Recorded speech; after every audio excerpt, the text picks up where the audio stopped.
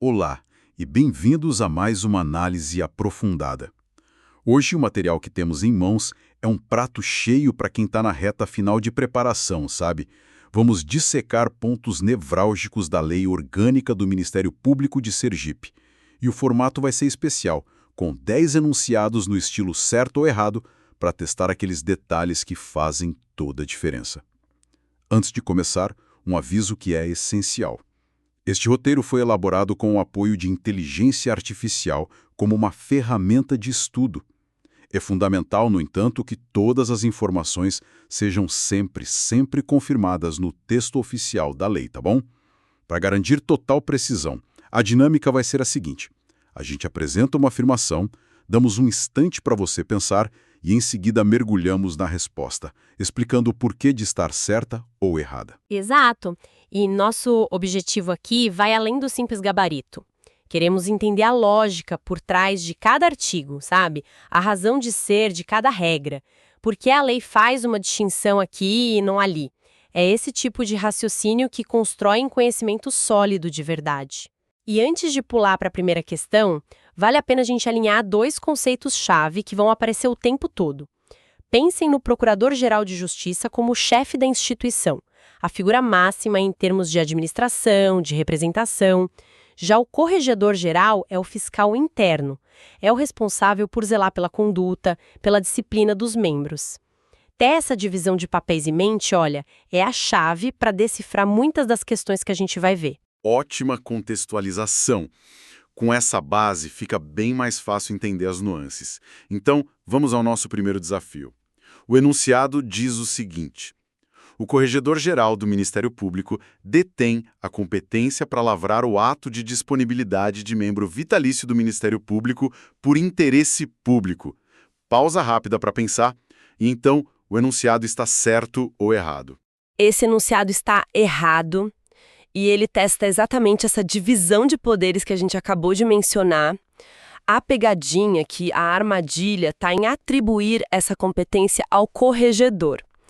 Embora ele seja o fiscal, o ato de disponibilidade de um membro vitalício é uma medida de uma gravidade tão grande que a lei reserva isso à autoridade máxima da instituição.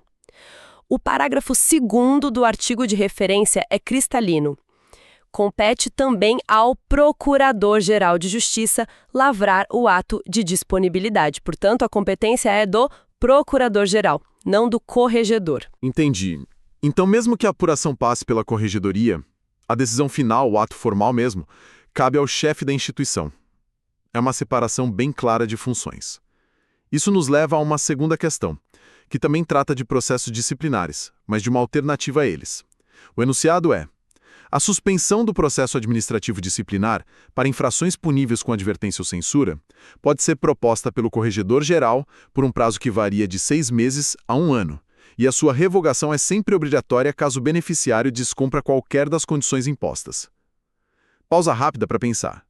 E então, o enunciado está certo ou errado? Esse também está errado. E o erro aqui é muito sutil, ele mora numa única palavrinha que altera toda a lógica da norma. Obrigatória. A primeira parte do enunciado está perfeita. O problema é a consequência do descumprimento. O artigo 128, no parágrafo 7º, diz que a suspensão pode ser revogada se o beneficiário descumprir alguma condição. O uso do verbo poder, em vez de dever, não é por acaso, sabe? Isso revela um princípio fundamental do direito administrativo, que é a discricionariedade. A lei dá ao gestor, nesse caso, uma margem de manobra para avaliar a situação. Então não é uma consequência automática? O administrador pode analisar a gravidade do descumprimento antes de tomar a decisão mais drástica. É mais uma ferramenta de gestão do que uma obrigação cega. Exatamente. A lei não amarra as mãos da administração. Existem sim casos de revogação obrigatória, como quando o membro passa a ser processado por outro crime, por exemplo, mas essas são exceções previstas em outro trecho. Para o descumprimento geral das condições, a regra é a faculdade, a análise do caso concreto. É esse tipo de nuance que as bancas adoram explorar. E falando nessas alternativas ao processo, como a suspensão, isso nos leva direto a outro instituto cada vez mais importante, a transação administrativa disciplinar, a TAD. A nossa terceira afirmação trata dela. Diz assim: a transação administrativa disciplinar TAD poderá ser proposta pelo Corregedor-Geral apenas para infrações disciplinares puníveis com advertência ou censura, desde que o investigado reconheça formalmente a prática da infração e sua celebração suspende o prazo prescricional da pretensão punitiva. Pausa rápida para pensar. E então, o enunciado está certo ou errado? Essa sim, tá certa. O enunciado é um resumo, assim, preciso e correto das regras da TAD. Ele acerta nos 3 pilares do Instituto. Primeiro, o escopo. Só se aplica às infrações mais leves, né, as puníveis com advertência ou censura. Segundo, uma condição que é indispensável. O investigado precisa confessar, reconhecer formalmente e de forma detalhada que cometeu a infração. E terceiro, o efeito jurídico principal. A celebração do acordo congela o tempo, ou seja, suspende a contagem do prazo prescricional. E essa suspensão da prescrição é um ponto crucial, não é? Garante que, se o acordo for descumprido lá na frente, a instituição não perdeu o direito de punir pela passagem do tempo. Perfeito. É uma cláusula de segurança para a administração. O acordo oferece uma saída consensual, mas mantém a espada da prescrição suspensa, pronta para voltar a correr caso os termos não sejam cumpridos. O enunciado capturou toda a essência do artigo. Já que você mencionou prescrição, esse é justamente o tema da nossa próxima questão, a quarta, que é um verdadeiro campo minado de prazos e exceções. A afirmação diz: a punibilidade administrativa de uma falta punível com suspensão prescreve em 0,3 anos. 3 anos. Enquanto a falta que também é definida como crime prescreve em 0,4 anos. A exemplo das puníveis com disponibilidade ou demissão. Cuidado, aqui tem muita informação junta. Pausa rápida para pensar. E então, o enunciado está certo ou errado? Está errado. Esse é um exemplo clássico de como uma banca pode misturar informações verdadeiras com falsas para criar uma armadilha. Vamos desmembrar isso. A primeira parte está correta. O artigo 135 realmente diz que a pena de suspensão prescreve em 3 anos. O erro fatal está na segunda metade. Quando a falta administrativa também é um crime na lei penal, a regra muda completamente. O prazo administrativo passa a seguir o prazo prescricional da ação penal, que varia muito dependendo do crime. A lei administrativa pega emprestado o prazo da lei penal. Ah, entendi. Então a banca usou o prazo de 4 anos, que se aplica a outras sanções, como disponibilidade e demissão, e tentou aplicá-lo de forma errada na hipótese da falta, que também é crime. É a clássica pegadinha da exceção à regra. Precisamente. A independência entre as esferas administrativa e penal é relativizada nesse ponto. A gravidade da conduta, por ser também um crime, atrai a aplicação da regra prescricional penal, que geralmente é mais longa. Confundir isso é um erro bem comum. Muito claro. Saindo um pouco dos prazos e entrando nos procedimentos, a quinta questão foca nas penas mais brandas. O enunciado é: a pena de advertência será aplicada verbalmente e de forma reservada. E, assim como a pena de censura, as decisões que as impõem não devem ser publicadas em Diário Oficial Eletrônico do Ministério Público, e certidões sobre elas podem ser fornecidas a terceiros apenas mediante ordem judicial. Pausa rápida para pensar. E então, o enunciado está certo ou errado? Este enunciado está certo. Ele costura vários detalhes procedimentais que estão espalhados pela lei. O artigo 129 confirma a aplicação verbal e reservada da advertência. O artigo 134, por sua vez, cria essa exceção à regra da publicidade, determinando que as decisões de advertência e censura não sejam publicadas no Diário Oficial. E, para fechar o cerco da confidencialidade, o mesmo artigo proíbe o fornecimento de certidões sobre essas penas, a não ser que haja uma ordem judicial para a defesa de um direito. Interessante. Parece que a lei busca um equilíbrio. Punir a falta, mas ao mesmo tempo proteger a imagem do membro em caso de infrações mais leves, né? Tratando o assunto com a maior discrição possível, internamente. Exatamente essa é a intenção, preservar o membro e a instituição, evitando uma exposição pública por uma falta de menor potencial ofensivo. O enunciado capturou perfeitamente esse espírito da lei. Ok, vimos as punições e seus procedimentos, mas quem exatamente conduz esse processo? Quem apura e julga? Nossa sexta questão mergulha na estrutura do processo. E aqui tem um detalhe que pode mudar tudo, dependendo de quem está no banco dos réus.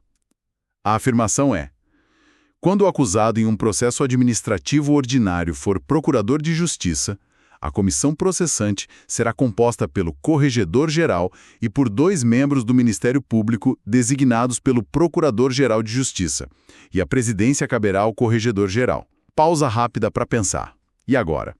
A regra é a mesma para todo mundo? De forma alguma. Esse enunciado está completamente errado. E este é o tipo de erro que pode custar caro numa prova, porque ignora uma regra especial que é importantíssima. A composição descrita aí no enunciado é a regra geral, válida para promotores de justiça. No entanto, quando o acusado é um procurador de justiça, um membro do topo da carreira, a lei estabelece uma garantia fundamental: o julgamento pelos seus pares. Nossa, então a regra é totalmente diferente. Como é que funciona na prática? O artigo 140, parágrafo 3º, é explícito. A comissão é formada por 3 procuradores de justiça, escolhidos por sorteio entre todos os membros daquela classe, e a presidência não cabe ao corregedor, mas sim ao procurador sorteado que for mais antigo na carreira. O corregedor-geral nem sequer participa da comissão. É uma garantia de imparcialidade e de respeito à hierarquia da carreira. Uma diferença radical, de fato. Ignorar isso seria um erro fatal. Seguindo no tema do processo, a 7ª questão trata de uma medida cautelar, o afastamento do cargo. O enunciado diz: o Procurador-Geral de Justiça pode afastar o sindicado ou o acusado do exercício do cargo durante a sindicância ou o processo administrativo, sem prejuízo de seus vencimentos e vantagens, por um período máximo de 45 dias improrrogáveis. Pausa rápida para pensar. Essa palavra improrrogáveis soa bem definitiva, né? Será que é isso mesmo? E é justamente essa palavra definitiva que torna o enunciado errado. Mais uma vez, o diabo mora nos detalhes. Quase tudo na afirmação está correto. A competência do procurador-geral, o afastamento sem prejuízo da remuneração, o prazo inicial de 45 dias. O erro está em afirmar que esse prazo é improrrogável. O parágrafo único do artigo 141 permite, sim, a prorrogação por igual período, ou seja, por mais 45 dias, totalizando 90, desde que haja comprovada necessidade. E essa prorrogação precisa ser bem justificada, imagino. Não é algo automático, certo? Para evitar que o afastamento se transforme numa punição antecipada. Exatamente. A necessidade da prorrogação precisa ser fundamentada, demonstrando que a permanência do membro no cargo ainda pode, de alguma forma, interferir na apuração dos fatos. A regra busca equilibrar a eficácia da investigação com o direito do membro, claro. Entendido. Falamos da TAD lá na questão 3 e agora vamos voltar a ela, mas focando num detalhe que já derrubou muito o candidato: o prazo para poder usar o benefício de novo. A 8ª questão. Um membro do Ministério Público que já foi beneficiado pela transação administrativa disciplinar há 4 anos tem direito a uma nova transação administrativa disciplinar desde que não seja reincidente. Pausa rápida para pensar. Uma questão bem prática. 4 anos. É tempo suficiente? Não é. Por isso, o enunciado está errado. É uma questão pura e simples de contagem de prazo. E a lei estabelece uma quarentena. Pensa nisso como um jogador que recebe um cartão amarelo. Ele usou o benefício, mas agora fica pendurado por um tempo. O artigo 128.1, no parágrafo 7º, diz que não se pode celebrar uma nova TAD com quem já foi beneficiado nos 5 anos anteriores ao cometimento da infração. Se o benefício foi há 4 anos, a pessoa ainda está dentro desse período de vedação. Faltaria 1 ano para poder pleitear o acordo de novo. A analogia do cartão amarelo é perfeita. Você tem uma chance, mas se cometer outra falta logo em seguida, vai direto para o processo, sem conversa. Ótimo. Vamos para a nossa penúltima questão, a de número 9, que trata da revisão do processo. O enunciado diz: a revisão de processo disciplinar de que tenha resultado imposição de pena pode ser admitida a qualquer tempo, desde que alegados fatos ou circunstâncias ainda não apreciados ou vícios insanáveis no procedimento. A expressão "a qualquer tempo" é muito forte. Será que a lei dá essa abertura toda? Pausa rápida para pensar. E então? Sim, dá, e por isso esse enunciado está certo. A revisão disciplinar é vista como uma garantia tão fundamental, uma busca pela justiça material, que a lei lhe confere essa amplitude temporal extraordinária. O artigo 164 não deixa dúvidas. Admitir-se-á, a qualquer tempo, a revisão. Isso significa que não existe um prazo final para pedi-la. Diferentes de outros recursos, que têm prazos rígidos, a revisão pode ser proposta anos depois, desde que, claro, se apresente um dos motivos previstos, ou um fato novo relevante, ou a prova de um vício muito grave e insanável no processo original. Isso é muito interessante. Mostra que a busca pela decisão correta, pela justiça, pode, em alguns casos, superar a ideia de que uma decisão administrativa é final e imutável. Exatamente. É a prevalência da justiça material sobre a segurança jurídica formal nessas situações que são excepcionais. E, para fechar nossa análise, a 10ª e última questão, voltando aos prazos do processo ordinário. O enunciado afirma: o processo administrativo ordinário deve ser concluído no prazo máximo de 90 dias, prorrogáveis por igual período, e o acusado terá 10 dias para apresentar defesa prévia após ser citado pessoalmente, recebendo cópia integral dos autos, fechando com chave de ouro nos prazos. Pausa rápida para pensar. E então, está tudo correto aqui? Tudo perfeito. Fechamos com o enunciado certo. Ele resume de forma correta e concisa 2 prazos processuais que são vitais. O artigo 155 crava o prazo de conclusão do processo, 90 dias, com a possibilidade de uma prorrogação motivada por mais 90, e o artigo 156 detalha o início do processo para o acusado, garantindo a citação pessoal, o acesso completo aos autos e o prazo de 10 dias para a defesa prévia. São as balizas que garantem o devido processo legal. Excelente. 10 questões, 10 mergulhos em pontos muito específicos. Então, vamos amarrar tudo isso. Se fôssemos resumir os alertas para quem está estudando, o que vimos hoje? Primeiro, é crucial saber quem faz o quê, especialmente a diferença de papéis entre o procurador-geral e o corregedor. Segundo, a atenção com prazos tem que ser obsessiva. Os 5 anos de quarentena da TAD, os 90 dias prorrogáveis do processo e, terceiro, a capacidade de distinguir a regra geral da exceção, como vimos no caso da comissão processante para procuradores, que é um mundo à parte. E se a gente olhar para o quadro geral, essa análise revela o grande dilema da lei, buscar um equilíbrio constante. De um lado, a autonomia e as garantias dos membros do Ministério Público. Do outro, mecanismos de controle e responsabilização muito rigorosos. A precisão da linguagem, como a diferença que a gente viu entre pode e deve, não é um mero detalhe. É ali que a lei define a fronteira entre a escolha do administrador e sua obrigação, o que impacta diretamente os direitos e deveres de todos na instituição. E essa reflexão nos deixa com uma última provocação. Na questão 9, vimos que um processo disciplinar pode ser revisado a qualquer tempo, com base em fatos novos, relativizando a coisa julgada administrativa. Isso levanta uma questão institucional fascinante sobre equilíbrio.